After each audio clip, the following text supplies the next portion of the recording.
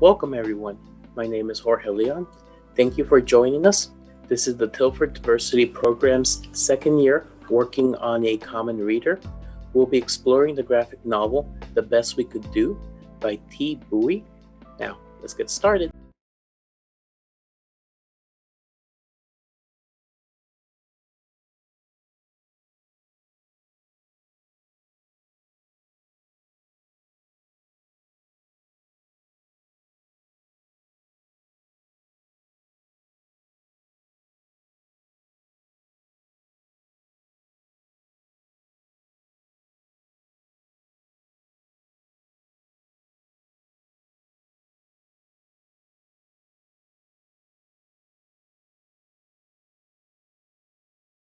We learned what was important to survive. Lock the door. Always be the best in your class. And what was not. Where's my magic slate? Where's all my Dr. Seuss books? I gave them away. You're too old for them now. Lost friend from work often drove them to school functions.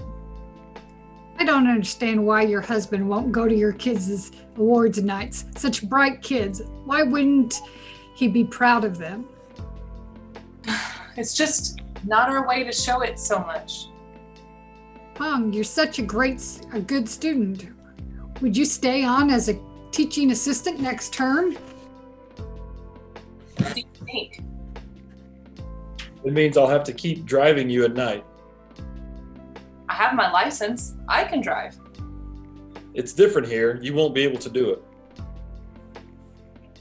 You know, you could use the course credits I earn and study something you like.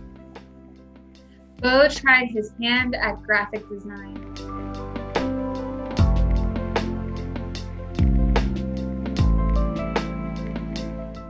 I think myself personally, I would reach out. I like a little differences in my life that I think they have stories to tell. I'd like to know them better. And I think that especially if their kids are going to school with, like they're out in the community, so I'm sure, my kids would probably want to get to know them too. They like, especially right now, since they can't get out and talk to anybody. So, anyway, I think that would be really fun. I think that reminds me of a little bit thinking about how I would live near them, reminds me of what I do here working in housing and thinking about the diversity of students that live in the halls and their comfort in reaching out to people who are different than them.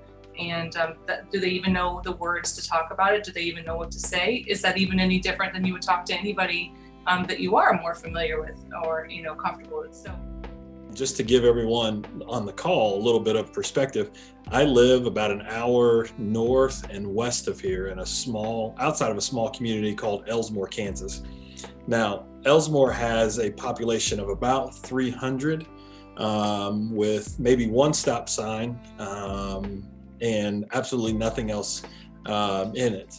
For a family from Vietnam to move into our community, I think would be extremely difficult on them.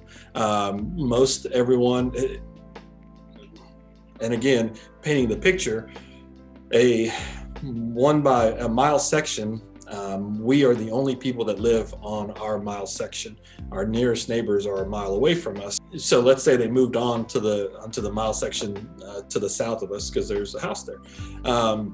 I think I would find a reason to connect with them because I don't look like most of the folks that live in our area, and so I would understand where they would be coming from. Whereas, as some of the other folks that live in our surrounding area, and don't get me wrong, the people in our area are great. They're not, they don't have any overt prejudice behavior or assumptions or anything like that, but you always wonder, being that outsider, not looking like the rest of the people that live there. So I would be able to sympathize and empathize with them because I am an outsider. I do look different than everybody else, so I would want to get to know them.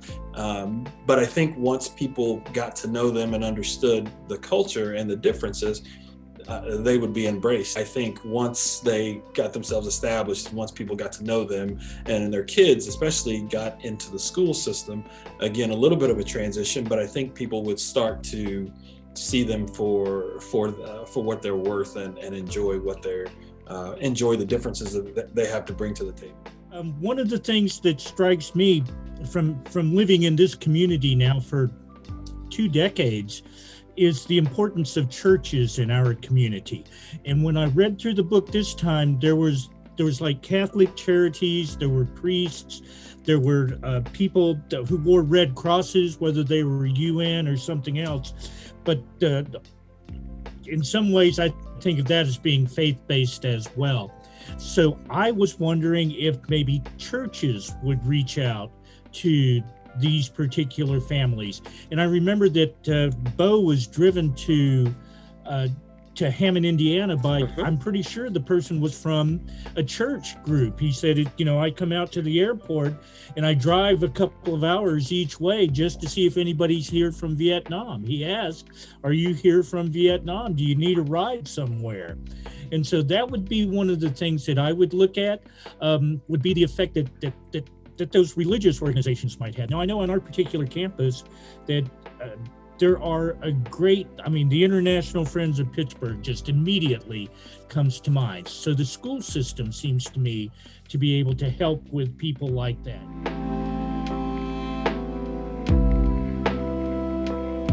It's been really neat to read a graphic novel about this topic. I think it's in an interesting way it makes the topic a little bit more accessible, because it's kind of, it's not super daunting maybe just to read watch what's happening, kind of like maybe a movie. Sometimes you go, oh, have you read all the Lord of the Rings books? And they say, no, but I've seen the movies.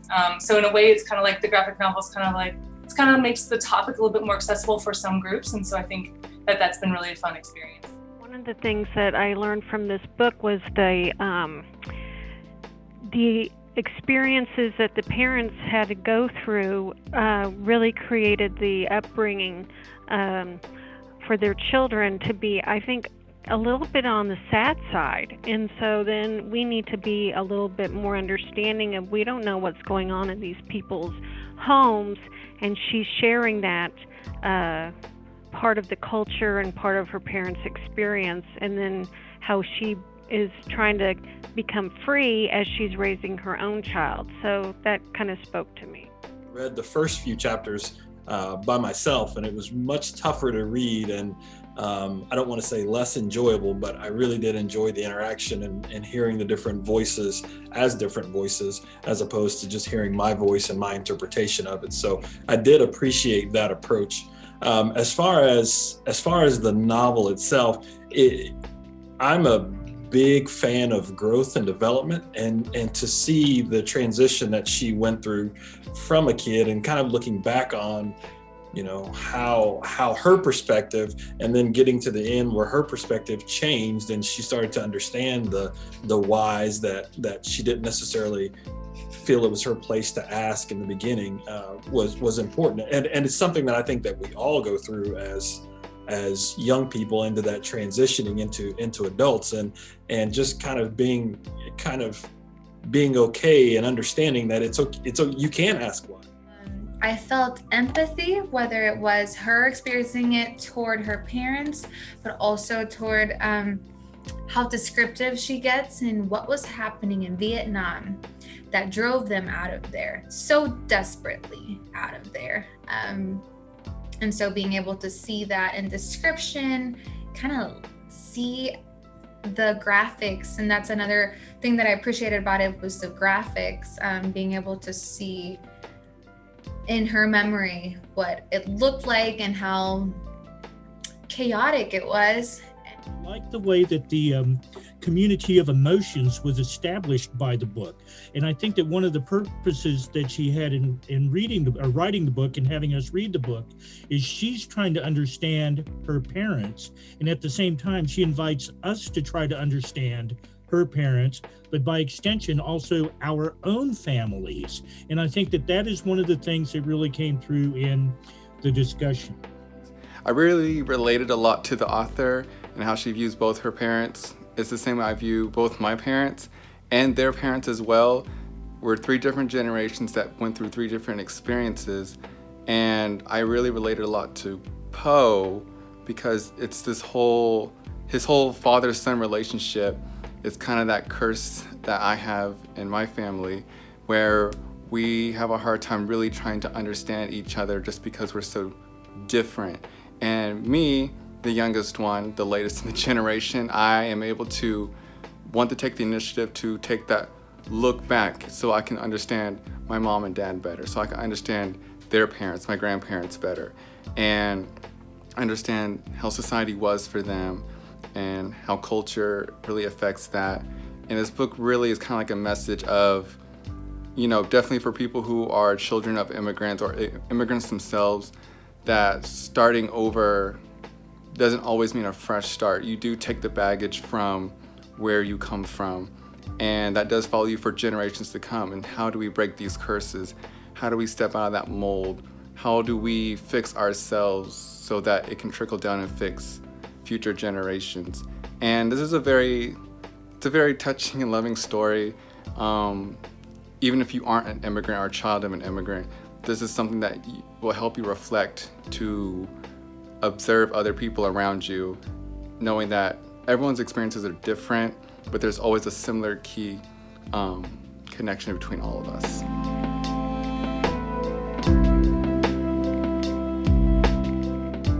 Overall, I really love the book just because I like pictures and they just make me happy.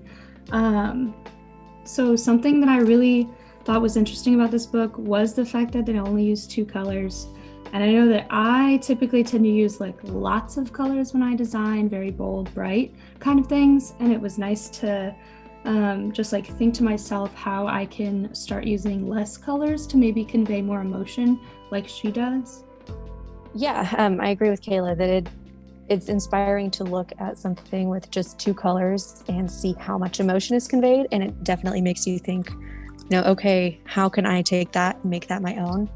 I was especially really drawn to like her, not dream sequences, but the way she drew dreaming in general. There's a couple pages like where Bo is dreaming and then where she is dreaming, and the way she represents the dream itself without really even saying anything or only saying one sentence blows my mind.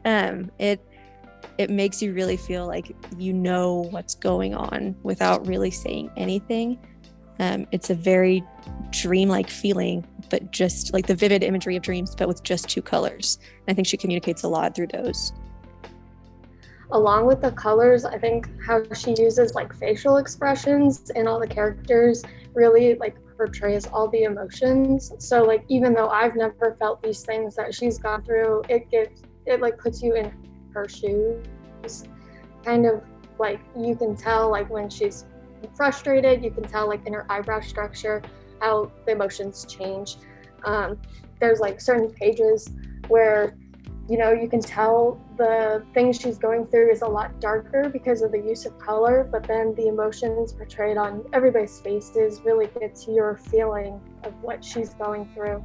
And I think that was really important, especially because you can't really tell like their race or ethnicity through the color, since she only uses 2 colors, but you can really feel the emotions of these are real people.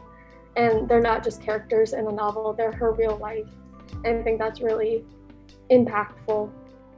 I really like this book, well, obviously for everybody else's reasons. The colors are amazing.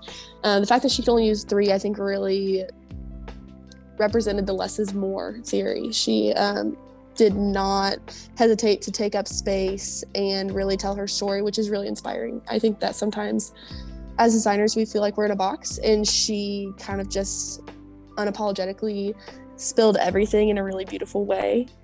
You can tell through the use of red and brown that it was really, really intentional.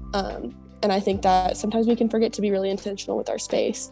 Something that I really enjoyed about this, aside from the design part, more of the storyline, is what pieces stuck out to different people. Like, for example, there may be spots and storyline plot points and ideas and traumas that stuck out to certain individuals that were really triggering and went under the radar for others. I think she just really did a good job of hitting all of her audience points and making points that can reach a lot of different people in a lot of different ways. She did a really good job of making this relatable to everybody, and I think that's really important because that then shows a huge variety of audience members her story and the importance of her telling her history and her family's story to people who may not have considered it otherwise. So I think the story is really impactful. I really did enjoy this book. Like everyone else has said, I think that the author did a great job of conveying emotions through the colors. The limited color palette really makes, less more. And I think it's very easy to tell like when characters feel certain things. But the thing I noticed when I was going through and reading it is that there's like a lot of imagery to do with water. There's calm water. There's a lot to do with these like waves. It seems uncertain during these very tense parts of it. And I think it kind of all ties into what you'd call the climax of the book with the boat. And I think that it's just the book and the whole story of their life, it's very concise. It all ties together. It starts out and it ends with the same, scenes, but it all just makes sense once you get to the end of it. And I think that the author just did a really great job of showing emotion even without faces, and just through scenes you can tell the characters are tense. Or without like human emotion, like I said, the scenes, just the colors and everything just make it make sense.